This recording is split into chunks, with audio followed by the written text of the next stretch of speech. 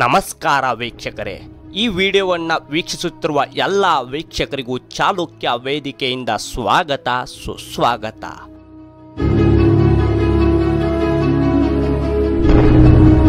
ಸ್ನೇಹಿತರೆ, ಅದು ಸಂಗಮ ಯುಗದಲ್ಲಿ ಬರುವ ಒಂದು ನಗರ ಅಥವಾ ಸಾಮ್ರಾಜ್ಯವೇ ಉರಿದು ಸುಟ್ಟು ಹೋಗಲು ಕಾರಣವಾದ ಹೆಣ್ಣಿನ ಶಾಪದ ಕತೆ.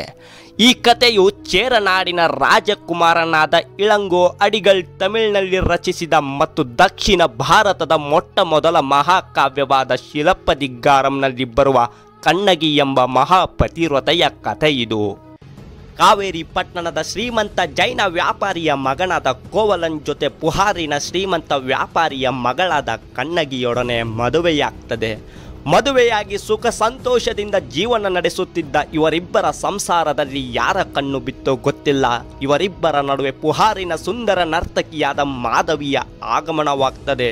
ಮಾಧವಿಯ ಸೌಂದರ್ಯಕ್ಕೆ ಮಾರು ಹೋಗಿ ವ್ಯಾಪಾರ, ಮನೆ, ಆಸ್ತಿ ಪಾಸ್ತಿ ಎಲ್ಲವನ್ನ ಬಿಟ್ಟು, ಅಷ್ಟೇ ಯಾಕೆ ಮಹಾಪತಿವ್ರತೆಯಾದ ಕಣ್ಣಗಿಯನ್ನು ಸಹ ಬಿಟ್ಟು ಕೋವಲನ್ ಮಾಧವಿಯೊಡನೆ ಹೋಗ್ತಾನೆ.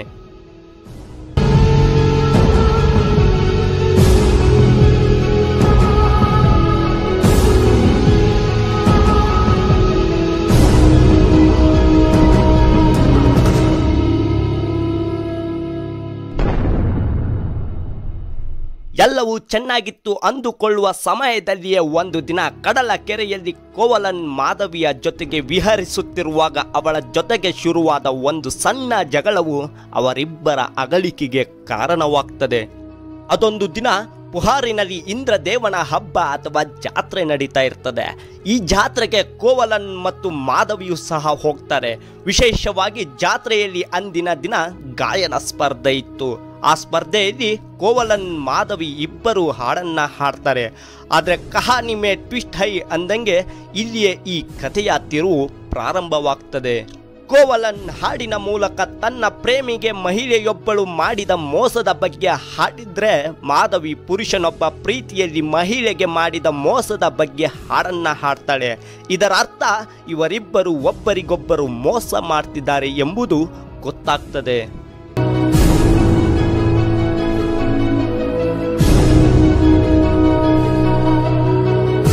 ಒಬ್ಬರಿಗೊಬ್ಬರು ಮೋಸದಿಂದ ದೂರವಾಗಿ ಎಲ್ಲ ಸಂಪತ್ತನ್ನ ಮಾಧವಿಗಾಗಿ ಕಳೆದುಕೊಂಡು ಕೋವಲನ್ ಮಹಾಪತಿವ್ರತೆಯಾದ ಕಣ್ಣಗಿ ಹತ್ತಿರ ಮರಳಿ ಬರ್ತಾನೆ.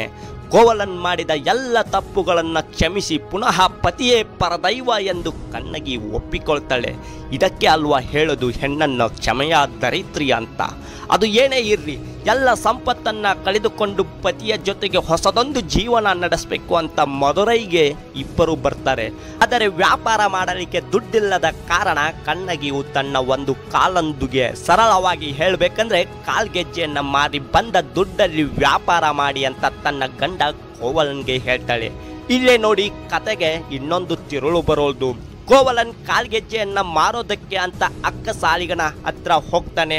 ಆದರೆ ಅವನ ಕೆಟ್ಟ ಸಮಯವೋ ಅವನ ದುರಾದೃಷ್ಟವೋ ಅದೇ ಸಮಯದಲ್ಲಿ ಪಾಂಡ್ಯ ದೊರೆ ನೆಡುಂಚಲಿಯನ್ ಕಿರಿಯ ಹೆಂಡತಿಯ ಕಾಲ್ಗೆಜ್ಜೆ ಕಳೆದು ಹೋಗಿರ್ತದೆ.